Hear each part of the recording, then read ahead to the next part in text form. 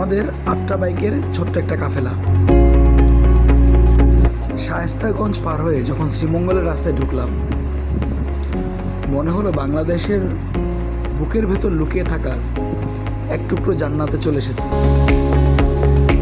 দুই পাশে অসীম সবুজ, চা বাগানের ঢেউ, মেঘে ঢাকা পাহাড়, ভেজা বাতাস, আর সেই রাস্তা ধরে ছুটে চলা আমাদের বাইকগুলো। আহ, কি দারুণ অনুভূতি! এটা ভাষায় প্রকাশ করার মতো। সমুদ্রের ঢেউ আর সবুজের ঢেউয়ের মধ্যে একটা বিশাল পার্থক্য আছে। সমুদ্রের ঢেউ মাঝে মাঝে মনকে বিষণ্ণ করে তোলে, কিন্তু সবুজের ঢেউ মানুষের মনকে করে তোলে প্রাণবন্ত ও উচ্ছ্বাসিত। কখনো কেউ টান দিয়ে সামনে চলে যাচ্ছে, কেউ বা হর্ন দিয়ে একে অপরকে ডাকছে, ইশারায় কথা বলছে, কেউ আবার চুপচাপ শুধু এই ভিউ এনজয় করতে করতে রাইড করে সামনে এগিয়ে যাচ্ছে। কিন্তু সবার মনেই শুধু একটাই কথা, এই রাইডটা যেন শেষ না হয়ে যায়, এই সময়টা যেন দ্রুত ফুরিয়ে না যায়। কিন্তু এটাই সত্য, গন্তব্য খুবই সামনে এবং সময়ের সাথে সাথে আমাদের গন্তব্য পৌঁছে যাওয়া হয়ে যাবে।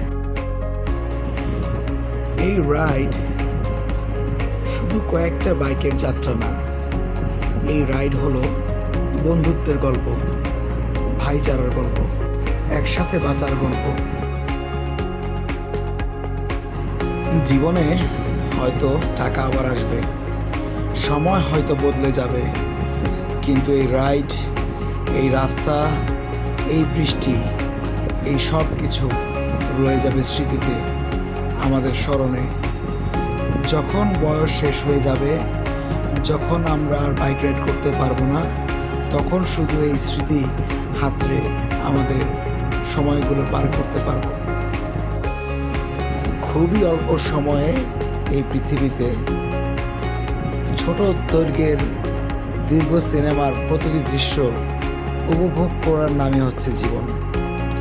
যাই হোক, এভাবেই আমরা ছুটতে থাকি, পৌঁছে যায় আমাদের গন্তব্যে।